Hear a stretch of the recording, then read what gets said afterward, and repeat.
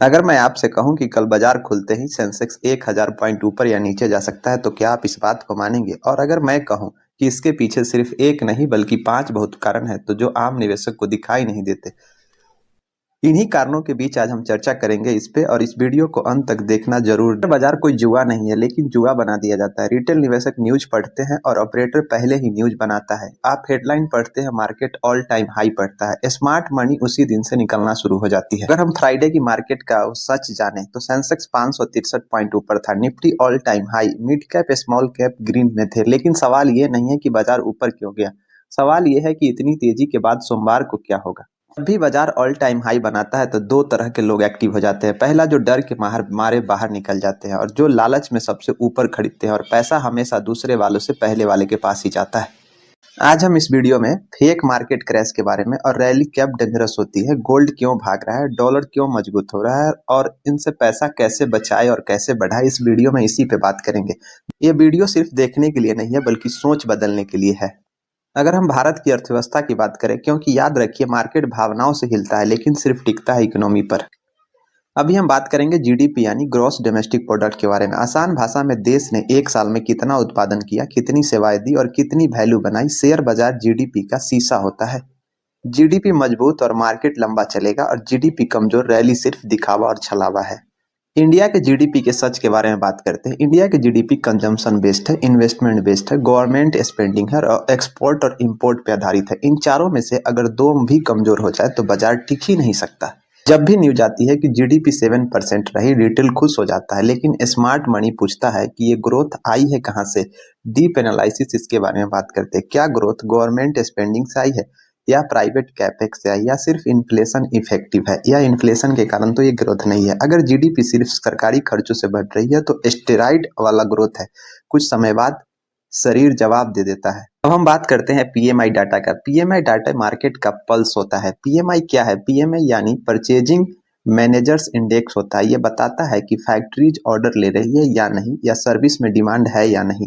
ये सब ये बताते हैं। रूल्स क्या है इसका? पीएमआई अगर 50% से ऊपर हो तो एक्सपेंशन है, और पीएमआई 50% से नीचे हो तो कंट्रैक्शन है। पीएमआई फ्यूचर का इंडिकेटर है, जीडीपी पास्ट का है। एचएसबीसी पीएमआई क्यों जरूरी है? फॉरेन इन्वेस्टर इसी को देखते हैं। मैन्युफैक्चरिंग, सर्विस और कंजम्पशन पीएमआई है। अगर पीएमआई गिरा तो जीडीपी अगली तिमाही में गिरेगी ही गिरेगी। अब हम बात करते हैं सबसे खतरनाक और सबसे जरूरी डेटा का, क्रेडिट ग्रोथ। सवाल यह है कि बैंक्स कर्ज दे रहे हैं, कंपनीज लोन ले रही है। अगर बैंक कर्ज दे रहे हैं लेकिन कंपनियां नहीं ले रही तो समझिए डर है। अगर कर्ज लिया जा रहा है सिर्फ पुराने लोन को चुकाने के लिए तो खतरा और भी बड़ा माना जाता है। बैंकिंग स्टॉक्स यहीं से दिशा बदलते हैं। बैंक स्टॉक मार्केट तभी ऊपर जाता है जब मार्केट में लिक्विडिटी है। मार्केट ऊपर तभी जाता है जब पैसा होता है। पैसा आता कहाँ से? एक आरबीआई के माध्यम से, दूसरा बैंक के माध्यम से, तीसरा गवर्नमेंट के माध्यम से, चौथा एफआईआई के माध्यम से। करेंट रियलिटी की बात करें तो आरबीआई कॉशन में चल रहा है, और इन्फ्लेशन अभी गया नहीं है, और लिक्विडिटी टाइट हो रही है। कम लिक्विडिटी प्लस प्लस ऊंचे वैल्यूएशन तेज गिरावट का फॉर्मूला साबित हो सकता है। तब जोड़िए जीडीपी का एक्सपेक्टेशन से कम और पीएमआई अगर फ्लैट है तो क्रेडिट ग्रोथ स्लो होगा, लिक्विडिटी टाइट रहेगी, तो बाजार ऊपर कैसे जाएगा? ये सब हम बात करें इंडिया की इकोनॉमी का, तो इंडिया की इकोनॉमी खराब नहीं चल रही लेकिन परफेक्ट भी नहीं चल रहा है। मार्केट अभी भी होप पर चल रहा है, रियलिटी पर नहीं चल रहा है। जब होप टूटती है तो बाजार किसी को नहीं छोड़ता है, बेधराम नीचे गिरता है। अगर हम ग्लोबल जियोपॉलिटिक्स की बात करें, क्योंकि याद रखिए मार्केट देश देखकर नहीं गिरता है, मार्केट डर देखकर नीचे गिरता है। हाल ही में एक न्यूज आया है जो आप लोग ने भी सुना होगा। न्यूज आई है, यूएस ने वेनेजुएला पर हमला किया। बहुत लोग बोले कि अरे ये तो दूर की बात है, भारत पर क्या असर होगा इसका। यही सबसे बड़ी गलती होती है। वेनेजुएला इतना इंपॉर्टेंट क्यों है, इस बात को समझिए। दुनिया के सबसे बड़े ऑयल रिजर्व वेनेजुएला के पास है। साउथ अफ्रीका का एनर्जी हब कहा जाता है। US dollar versus oil politics का केंद्र बन रहा है वेनेजुएला। जहां तेल है वहां राजनीति है, और जहां राजनीति है वहां बाजार कांपता ही कांपता है।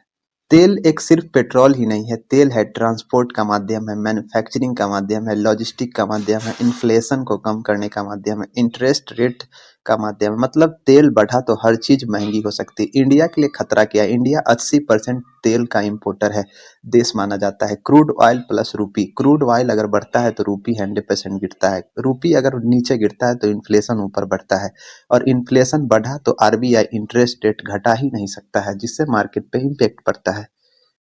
मार्केट को युद्ध से डर नहीं लगता, मार्केट को अनसर्टेनिटी से डर लगता है। युद्ध का मतलब होता है सप्लाई चेन को डिस्टर्ब करना, शिपिंग रूट को रिस्क में डालना, इंश्योरेंस कॉस्ट बढ़ना, डॉलर डिमांड का बढ़ना। इसलिए हर ग्लोबल टेंशन में सबसे पहले पैसा जाता है कहाँ पर, वो है डॉलर और गोल्ड में जाता है।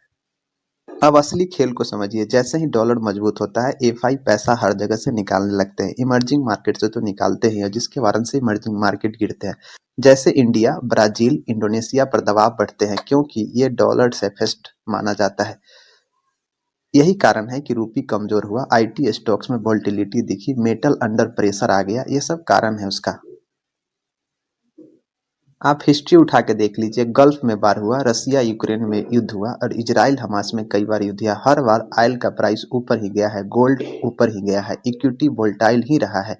फर्क सिर्फ इतना है कि रिटेल पैनिक करता है और स्मार्ट मनी शिफ्ट करता है।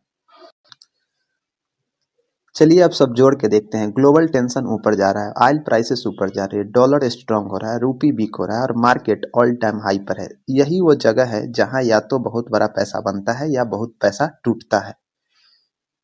जियोपॉलिटिक्स कभी बता कर नहीं आती है, लेकिन जब आती है तो मार्केट सबसे पहले कमजोर हाथों को बाहर फेंकता है। सवाल ये नहीं है कि गिरावट आएगी या नहीं, सवाल ये है आप तैयार है या नहीं। आप सोचते होंगे कि यूएस का डाटा भारत के मार्केट को इतना क्यों हिलाता है, डराता है, क्योंकि सच ये है कि पैसा अमेरिका से निकलता है और पैसा अमेरिका में ही लौटता है। यूएस तय करता है कि ग्लोबल इंटरेस्ट रेट कितना होगा, डॉलर स्ट्रेंथ कैसा होगा और इलिक्विडिटी फ्लो कैसा रहेगा। रिस्क ऑन और रिस्क ऑफ यूएस ही करता है। इंडिया फास्ट ग्रोइंग इकोनॉमी, लेकिन करेंसी और कैपिटल आज भी यूएस के हाथों में है। अब हम बात करते हैं कि सबसे खतरनाक डेटा की, जिसे नॉन फॉर्म पेरोल एनएफपी कहा जाता है। एनएफपी का मतलब क्या है, क्या बताता है? यूएस में कितनी जॉब बनी, इकोनॉमिक ओवरहीट हो रही है या नहीं, दोनों कैश मार्केट के लिए डेंजरस है। जॉब ज्यादा बनी, इकोनॉमी स्ट्रांग, फेड बोलेगा रेट कटौती नहीं होगी। जॉब बहुत कम बनी, रिसेशन का डर, मार्केट पैनिक करेगा। मतलब एनएफपी स्ट्रांग हो या वीक हो, वोलेटिलिटी तो पक्की ही है। अब ध्यान से समझिए कि अनएम्प्लॉयमेंट कम हो रहा है तो लगता है गुड न्यूज है, लेकिन फेड के लिए ये बैड न्यूज हो जाता है, क्योंकि जॉब ज़्यादा होगी तो सैलरी ज़्यादा होगी, सैलरी ज़्यादा होगी तो डिमांड ज़्यादा होगी, डिमांड ज़्यादा होगी तो इन्फ्लेशन ज़्यादा होगा और फेड को इन्फ्लेशन से ज़्यादा किसी चीज़ से डर नहीं लगता। अगर हम फेड की बात करें तो फेड इंटरेस्ट रेट कोई नॉर्मल अनाउंसमेंट नहीं होता। ये तय करता है होम लोन के बारे में और कॉर्पोरेट बोरिंग के बारे में, स्टॉक वैल्यूएशन के बारे में, करेंसी मूवमेंट के बारे में। करेंट रियलिटी की बात करें तो इन्फ्लेशन पूरी तरह कंट्रोल में नहीं है। रेट कट की उम्मीद मार्केट ने पहले ही लगा ली है, रियलिटी एक्सपेक्टेशन से टकरा सकती है। जब मार्केट उम्मीद पर चलता है तो रियलिटी उल्टी निकलती है, तो गिरावट ब्रूटल तरीके से, बहुत बुरी तरीके से होता है। रिटेलर सोचता है कि रेट कटेगा और मार्केट उड़ेगा, लेकिन हिस्ट्री कुछ और कहती है। सच ये है कि फर्स्ट रेट कट का अक्सर इकोनॉमिक स्लोडाउन का सिग्नल होता है। इनिशियली रैली के बाद बड़ी गिरावट आती है। 2001 में, 2008 में, 2020 में हर बार यही हुआ है। अगर पूरा पिक्चर देखिए, यूएस डाटा स्ट्रांग नहीं है, इन्फ्लेशन बुरी तरह से डाउन नहीं है, रेट कट अनसर्टेन है और डॉलर स्ट्रांग हो रहा है और global market all time high है। ये वो स्टेज है जहां मार्केट लॉजिक नहीं लिक्विडिटी पर चलता है। फेड कभी रिटेलर को बचाने के लिए कोई डिसीजन नहीं लेता। फेड सिर्फ एक चीज बचाता है, वो है डॉलर और यूएस की इकोनॉमी। अगर आपको मार्केट में लंबे समय तक टिकना है तो फेड को समझना ऑप्शन नहीं, जरूरत ही है, समझना ही पड़ेगा। अब सवाल आता है, क्या इन सब का असर आपके पैसों पर क्या पड़ेगा? क्योंकि मार्केट का डिस्कशन तब तक बेकार है जब तक वो आपके डिसीजन न बदले। रूपी गिरता है तो लोग बोलते हैं इंडिया वीक हो रही है, लेकिन सच इतना सिंपल नहीं है। रूपी क्यों कमजोर होता है? डॉलर स्ट्रांग होने की वजह से, ऑयल का प्राइस बढ़ने के कारण, और एफआई जो है ना देश से बाहर जाता है तब, और ट्रेड डिफिसिट बढ़ता है तब होता है। और रूपी वीकनेस ज्यादा बार इंडिया की नहीं, डॉलर की ताकत दिखाती है। असर वहां पड़ता है जहां इंपोर्ट जो कंपनी करती है उस पर दबाव बढ़ जाता है, इन्फ्लेशन एक्सपेक्टेशन से अधिक हो जाती है और आरबीआई सतर्क हो जाता है।